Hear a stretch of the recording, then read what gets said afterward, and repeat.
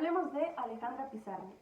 Flora Alejandra Pizarnik nació el 29 de abril de 1936, antes de la Segunda Guerra Mundial.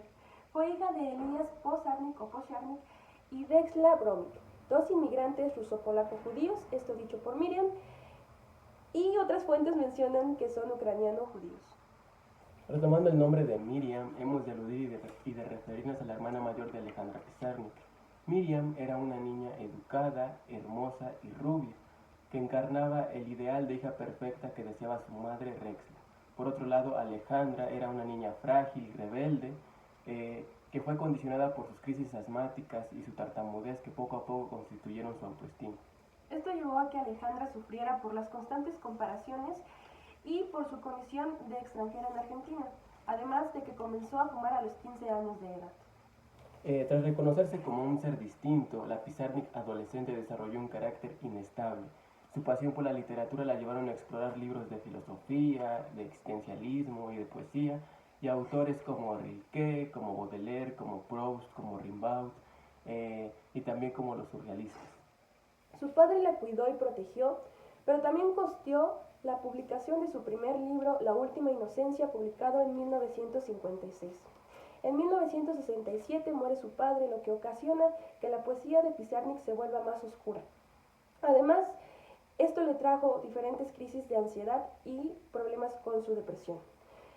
Asimismo, en París conoce a Octavio Paz y a Julio Cortázar, de los cuales se vuelve muy amiga, y en 1970 aparece el primer intento de suicidio, en donde Julio le envía una carta que todos conocemos, donde le dice te quiero burra, y casi las cosas que te quiero mostrar están en este lado de la vida y no en el lado de la muerte. Pero nada de esto impide que en 1972 pues Pizarnik a los 36 años se quite la vida, no sin antes dejar una nota que decía no quiero ir nada más que hasta el fondo. Pizarnik se matriculó en la Universidad de Buenos Aires, estudió filosofía. Entre los temas más evidentes de su obra poética están la nostalgia por la infancia perdida, el extranjerismo, la muerte y también la relación entre la vida y la poesía o la muerte y la poesía. Posteriormente pasaremos a hablar de su poema El Despertar. El Despertar es uno de sus poemas más reconocidos, más icónicos y actualmente pues está muy viral, ¿no? En cuanto a su constitución, está lleno y es rico en metáforas, pero también se encuentran otras figuras literarias como la antítesis, por ejemplo en los versos de es la hora del vacío no vacío, el principio ha dado a luz el final, enseña a vivir a los muertos, recuerdo mi niñez cuando yo era anciana. También vemos la anáfora en qué haré con el miedo, qué haré con el miedo, es decir ayer, es decir hace siglos, y finalmente la hipérbole, en Señor he consumado mi vida en un instante. Algo que debemos destacar es el inicio, que es el despertar, ¿no? Que es salir de este estado inconsciente o de este lado incluso hasta pues muy profundo, ¿no? De los sueños, en donde no podemos acceder. Entonces el despertar es como regresar a una realidad. Pero algo que hace muy interesante este poema es que Alejandra comienza dándonos pues quizás hasta símbolos, ¿no? Oníricos, como la jaula se ha vuelto pájaro. La jaula en sí podría simbolizar pues algo que te atrapa, pero que también te protege. Y que se ha volado podría significar que la idea o la apatía hacia la muerte, ¿no? De ahí esa parte del poema cuando dice que la jaula se convierte en pájaro, hemos de ver una imagen de los sueños, una imagen de imaginación, una imagen puramente surrealista. Sí. Algo que pasa muy interesante en el poema y cómo está construido es cuando dice, Señor, tengo 20 años, es como que todo lo que te está narrando es para recordarte que es una persona joven.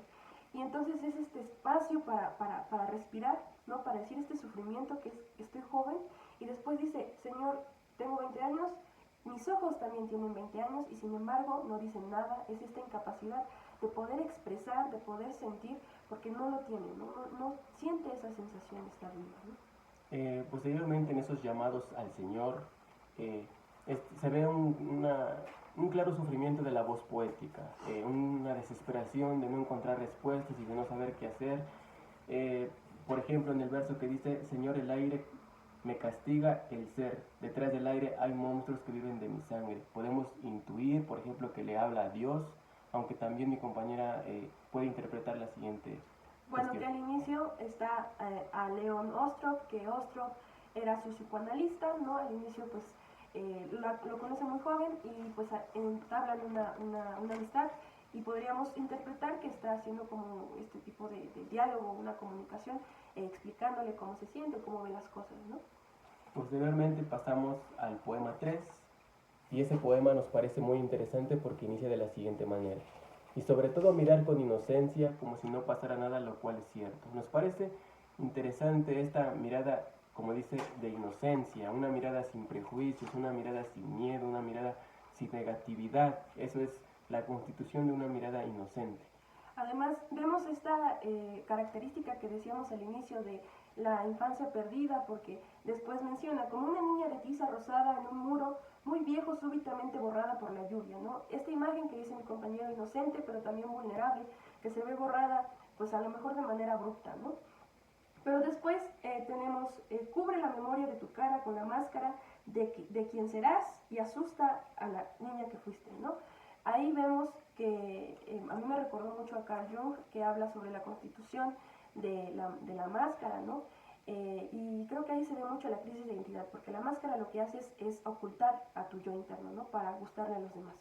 Al final dice, yo me levanté de mi cadáver, yo fui en busca de quién soy, creo que es una muerte simbólica, y ahí creo que queda más claro de que es como una crisis de identidad. Ahora bien, los últimos versos como cuando se abre una flor y revela el corazón que no tiene, vemos que en la belleza puede además sentirse o verse un vacío emocional.